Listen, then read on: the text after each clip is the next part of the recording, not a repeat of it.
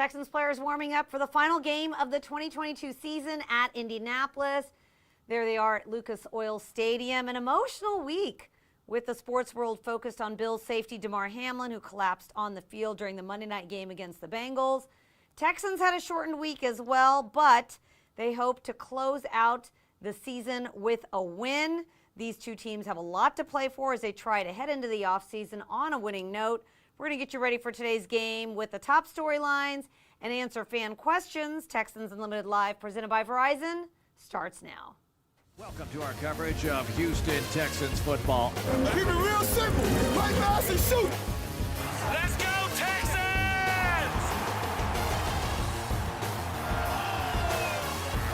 Let's go!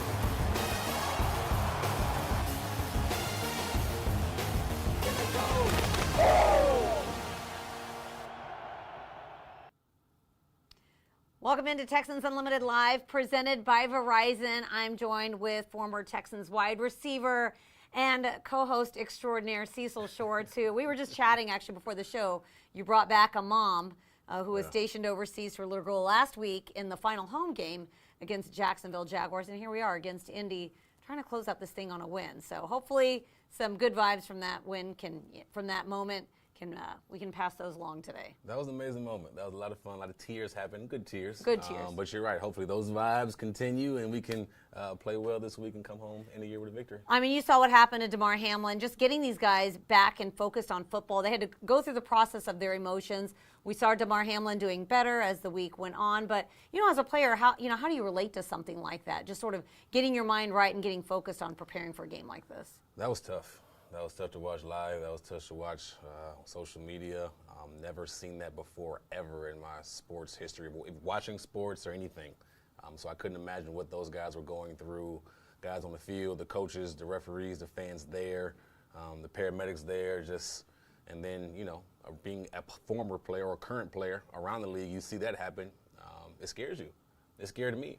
I had to call my therapist last night and work through some emotions and work through some things. So I can imagine that it was tough on them, but they are professionals, and they'll go out there and they'll play well today. And hopefully this can be some good. Just hearing that Damar's doing so much better. Yep, and there's Jalen Petrie, also plays safety here for the Houston Texans, trying to close out a really good rookie campaign. Yeah. And we saw week one, this Texans team faced the Colts.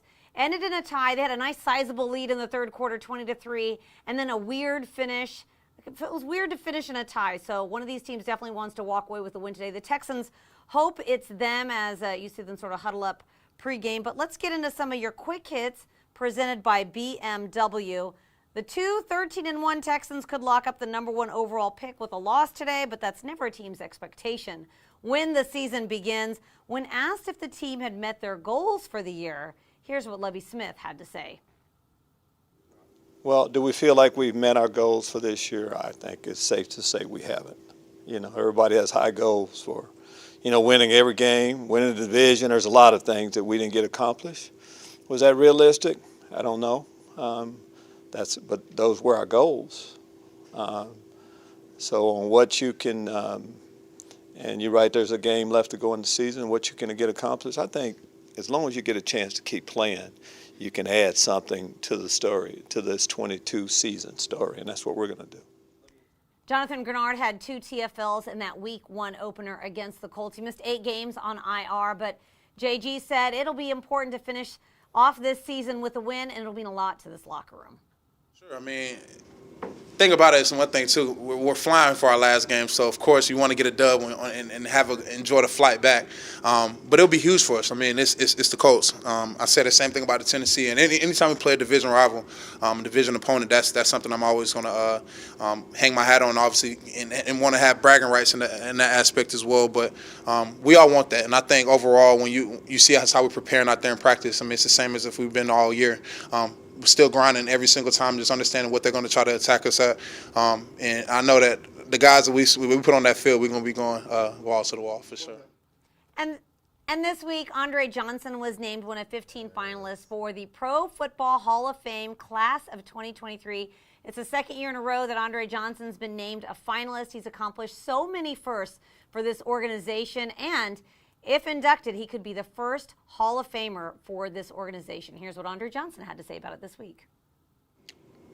I mean, this organization has only been around, hasn't been around very long. So when I came here, it was only the second year of the organization.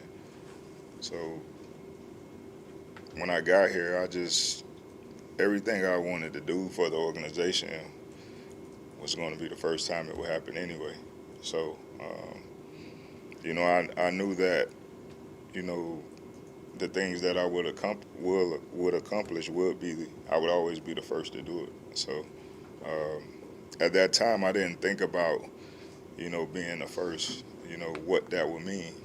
But, I think when I went up in the Ring of Honor, that was when I really realized, like, man, you left a legacy here. So.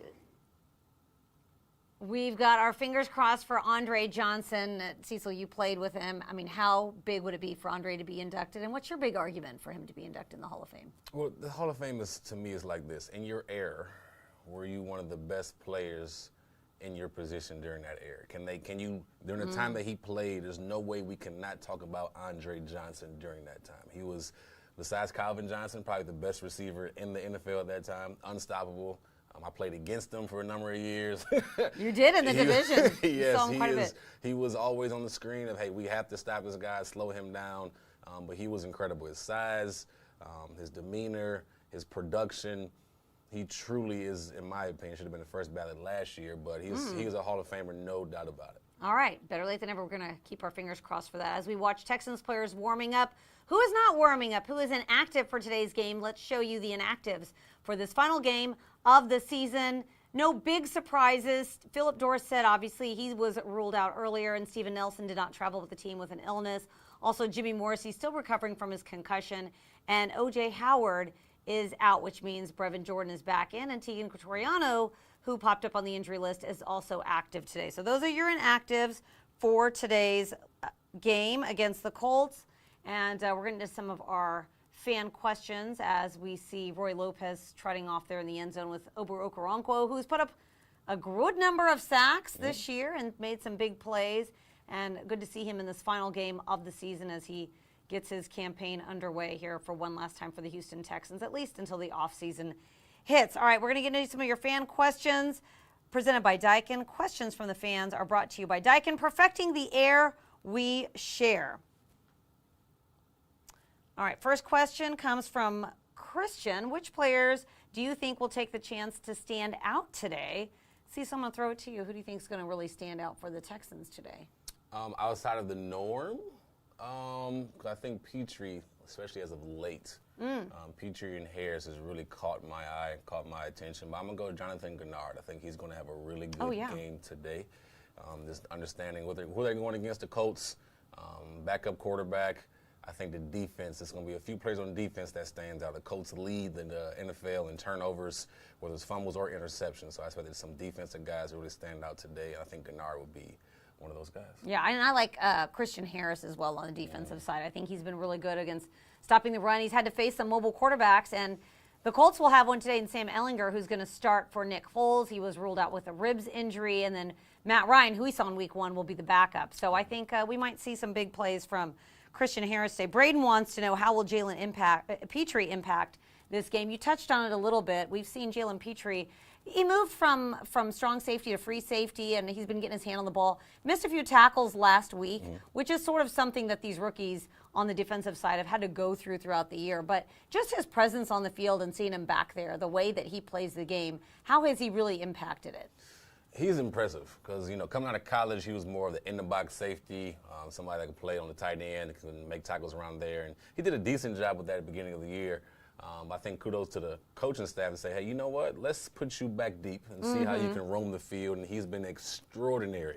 I think it's just interesting where a guy like him is able to adjust like that. And then I think just him being able to see the whole field, read the quarterback, understand, the presence of the quarterback and watching film, understand different concepts. He's able to come down and make plays. Now, it's a different It's a different tackling is different when you come from such a deep spot and that free safety coming downhill trying to make a tackle, Right. rather than you're up close at strong safety. So he's making that adjustment, but his impact is tremendous. He's definitely one of the leaders of the team on the defensive side, and I'm excited to see him continue to grow. I like that you brought that up about the tackling, because that was an issue a little bit earlier on, just being a rookie and just getting warmed up from training camp when you don't get to make a lot of big hits and actually have tackling done on the field in the preseason. But to make that adjustment to a different position, essentially, you have to sort of relearn how you're attacking tackles on the defensive side. All right, Christian wants to know, what do you expect from Brandon Cooks today? Christian, that's a great question as we switch gears and talk about offense a little bit, because coming off a game against the Jaguars where the offense could not get in the end zone, you saw Brandon Cooks get a number of targets, but just wasn't enough. You didn't see anyone get in the end zone. 0 for 4 on fourth down. The Texans only crossed midfield 3 times, and so they definitely have to get the ball moving today. What do you expect from Brandon Cooks? I expect him to step back up as the #1 leader, especially with Philip Dorsett out today. No doubt about it. I think biggest thing for him, he wants to end the season on a good note. And the thing with veteran receivers like Brandon Cooks has been productive year after year after year. You don't see them have too many back-to-back games where they don't produce a lot. So I do expect him to have a good game today, make some impact. We need some plays down the field. We need explosive plays, and he is probably the most explosive guy we have on offense right now. So we're going to need him to have a huge impact on today's game. All right, Taylor wants to know, does the strategy on playing time for specific guys change today since it's the final game? More time for younger guys. Taylor, that's a great question. I feel like in years past, generally this is the game that you see the rookies get more playing time, but I think the one thing that I really liked about Lovie Smith this year is that he sort of threw the rookies into the fire early on. Yeah. As soon as he thought they were ready, they were out there playing. And I think that you can really build on what you've seen so far in this campaign. Kenyon Green is back out there working his way back. I think last week it was his first game after missing a few games with the concussion. But I think it's really just ending on a positive note, like you said. But, you know, how much more can these rookies do in this final game to really get into the offseason on a good note? I think it's huge for a young player to not only play well, obviously for film, but mentally to end on a good note. Because mentally, your first year, it's everything. You're trying to learn how to be a pro. You're trying to learn how to take care of your body. You're trying to learn how to study film. You're trying to learn the new system that you're in. You're trying to learn, be comfortable out there and play. So to end on a good note and to go out there and make plays and to go out there and end on a win, it will be psychologically just so much. It will do the young guys, the rookies, just a lot of good to finish off the season on a good note. So it's important. I'm not sure, like you mentioned, they're already playing a lot of young guys already, and they're kind of in the rotation. So I think it was a different scenario. Maybe you'll see that, but I think they'll just continue to play and try to go out there and win. All right, let's get into your sleeper of the game presented by Mattress Firm. Cecil, I'll let you go first. Who's your sleeper? Ooh, you know what? I'm going to go Brandon Cooks. We just hit on Cooks. Last week wasn't a good showing for the offense as a whole. This week, and like I said, Brandon is the type of guy, productive everywhere he's been. He needs to end on a good game. You're not going to see him have too many games that he doesn't produce, so I expect him to have a big game today. You know, we were just talking about rookies earlier, so I'm going to go Christian Harris. We talked about the impact that he could have.